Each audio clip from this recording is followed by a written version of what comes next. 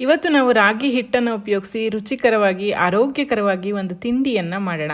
ಸಾಮಾನ್ಯವಾಗಿ ನಾವು ಅಕ್ಕಿ ಹಿಟ್ಟಿನಿಂದ, ಗೋಧಿ ಹಿಟ್ಟಿನಿಂದ, ಜೋಳದ ಹಿಟ್ಟಿನಿಂದ ಕಡುಬು ಮಾಡ್ತೀವಲ್ವ, ರಾಗಿ ಹಿಟ್ಟಿನಿಂದ ಅಂಬಲಿ ಮಾಡ್ತೀವಿ, ಮುದ್ದೆ ಮಾಡ್ತೀವಿ.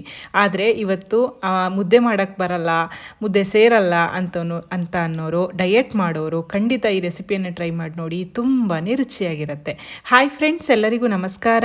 ವೆಲ್ಕಮ್ ಟು ಸಂತೃಪ್ತಿ ಕಿಚನ್. ತುಂಬ ಜನರಿಗೆ ಗೊತ್ತಿರಲಿಕ್ಕಿಲ್ಲ ರಾಗಿ ಹಿಟ್ಟಿನಿಂದ ಈ ರೀತಿಯ ಒಂದು ಕಡುಬು ಅಥವಾ ಪುಂಡಿಯನ್ನು ಮಾಡ್ಬೋದು ಅಂತ. ಮೃದುವಾಗಿರುವಂತಹ ರಾಗಿ ಹಿಟ್ಟಿನ ಪುಂಡಿಯನ್ನು ಸಾಂಬಾರ್ ಜೊತೆ, ಚಟ್ನಿ ಜೊತೆ ತಿನ್ನಲಿಕ್ಕೆ ತುಂಬ ರುಚಿಯಾಗಿರುತ್ತೆ.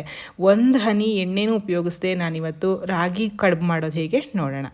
ಇಲ್ಲಿ ನಾನೊಂದು ಅರ್ಧ ಕಪ್ಪು ಅಥವಾ ಅರ್ಧಕ್ಕಿಂತ ಸ್ವಲ್ಪ ಕಡಿಮೆ ರವೆ ತಗೊಂಡಿದ್ದೀನಿ. ಉಪ್ಪಿಟ್ಟು ರವೆ, ಉಪ್ಪಿಟ್ಟಿಗೆಲ್ಲ ಯೂಸ್ ಮಾಡ್ತೀವಲ್ಲ ಅದೇ ರವೆ. ಇದ್ರ ಬದಲಾಗಿ ನೀವು ಇನ್ನೊಂದು ದೊಡ್ಡ ರವೆ ಬರುತ್ತಲ್ಲ ಅದನ್ನು ಸಹ ತಗೋಬೋದು.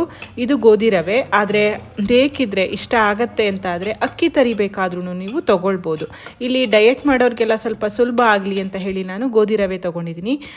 ಡಯಟನ್ನು ಏನು ಮಾಡಲ್ಲ, ನಮಗೆ ಅಕ್ಕಿದು ಬೇಕಾಗತ್ತೆ ಅಂತಂದರೆ ಅಕ್ಕಿ ತರಿಯನ್ನು ಸಹ ತಗೋಬೋದು. ಎಷ್ಟು ನಾನು ರವೆನ ತೊಗೊಂಡಿದ್ದೀನೋ ಅದರಲ್ಲೇ 2ರಷ್ಟು ರಾಗಿ ಹಿಟ್ಟನ್ನು ತೊಗೊಂಡಿದ್ದೀನಿ.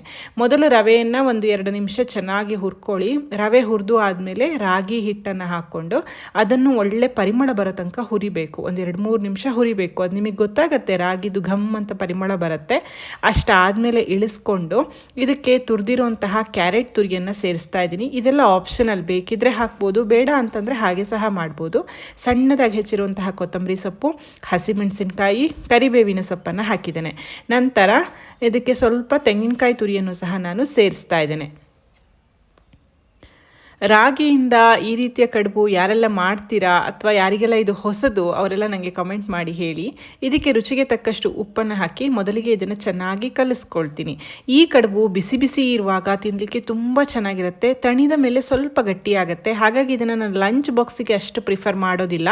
ರಾತ್ರಿ ಊಟ ಮಾಡಲ್ಲ, ಡಯಟ್ ಮಾಡ್ತಾ ಇದ್ದೀವಿ ಅಂತಂದರೆ ಖಂಡಿತ ಈ ರೆಸಿಪಿಯನ್ನು ನೀವು ಟ್ರೈ ಮಾಡಿ ನೋಡ್ಬೋದು.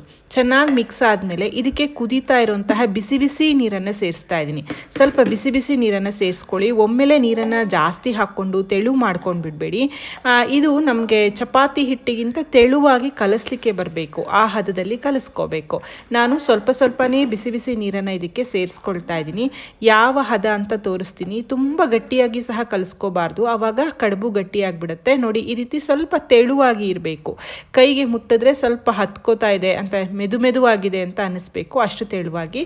ಇದು ಬಿಸಿ ಇದೆ, ಹಾಗಾಗಿ ನಿಧಾನಕ್ಕೆ ಇದನ್ನು ಕಲಿಸ್ತಾ ಇದ್ದೀನಿ. ಕೈಗೆ ಸ್ವಲ್ಪ ತಣ್ಣೀರನ್ನು ಮುಟ್ಟಿಸ್ಕೊಂಡು ಇದನ್ನು ಚಿಕ್ಕ ಚಿಕ್ಕ ಉಂಡೆಗಳನ್ನಾಗಿ ಮಾಡ್ಕೊಳ್ಳೋದು. ಉಂಡೆನ ನೀವು ಯಾವ ಶೇಪ್ನಲ್ಲಿ ಬೇಕಾದರೂ ಮಾಡ್ಕೊಳ್ಬೋದು.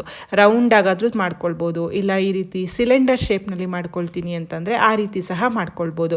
ಆದರೆ ನಾನಿಲ್ಲಿ ಚಿಕ್ಕ ಚಿಕ್ಕ ಉಂಡೆ ಮಾಡಿಕೊಂಡು ಮಧ್ಯದಲ್ಲಿ ಹೋಲ್ ಮಾಡ್ತಾ ಇದ್ದೀನಿ.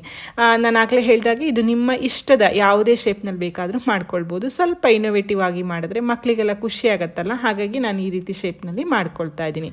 ಮಾಡಿದಂತಹ ಹಿಟ್ಟನ್ನೆಲ್ಲ ಈ ರೀತಿ ಪುಟ್ಟದಾಗಿ ಉಂಡೆ ಮಾಡಿಕೊಂಡು ಮಧ್ಯದಲ್ಲಿ ಹೋಲ್ ಮಾಡ್ತಾ ಇದ್ದೀನಿ. ಇದಕ್ಕೆ ಚಟ್ನಿ ಅಥವಾ ಸಾಂಬಾರ್ ಇಲ್ಲ ಬಿಸಿ ಬಿಸಿ ಕಡುಬನ್ನು ತುಪ್ಪದ ಜೊತೆ ಸಹ ತಿನ್ನಲಿಕ್ಕೆ ಚೆನ್ನಾಗಿರುತ್ತೆ.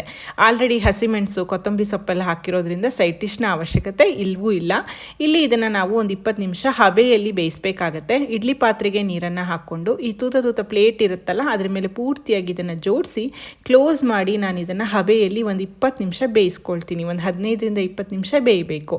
ನೋಡಿ, ಬೆಂದ ಮೇಲೆ ಅದ್ರ ಮೇಲೆ ಒಂದು ಹೊಳಪು ಬಂದಿರುತ್ತೆ, ನಿಮಗೆ ಗೊತ್ತಾಗತ್ತೆ. ಇದು ಒಳ್ಳೆ ಪರಿಮಳ ಬರ್ತಾ ಇದೆ, ಕೈಗೆ ಅಂಟುತ್ತಾ ಇಲ್ಲ ಅಂತಂದರೆ ಚೆನ್ನಾಗಿ ಬೆಂದಿದೆ ಅಂತ ಅರ್ಥ. ಚೆನ್ನಾಗಿ ಬೆಂದಿರೋದ್ರಿಂದ ಬಾಯಿಗೆ ಅಂಟೋದಾಗಲಿ, ಚೂವಿ ಆಗಲಿ ಆ ಥರ ಏನೂ ಆಗಲ್ಲ.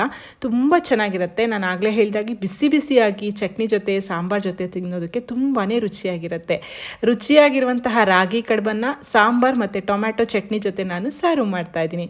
ನೋಡೋದ್ರಲ್ಲ, ಹೊಸ ರೀತಿಯ ತಿಂಡಿಯನ್ನು ಖಂಡಿತ ನೀವು ಸಹ ಟ್ರೈ ಮಾಡಿ. ಹೇಗಾಯ್ತು ಅಂತ ತಿಳಿಸೋದನ್ನು ಮಾತ್ರ ಮರಿಬೇಡಿ. ವಿಡಿಯೋ ಇಷ್ಟ ಆಗಿದ್ದರೆ ದಯವಿಟ್ಟು ವಿಡಿಯೋವನ್ನು ಲೈಕ್ ಮಾಡಿ, ಶೇರ್ ಮಾಡಿ, ಕಮೆಂಟ್ ಮಾಡಿ.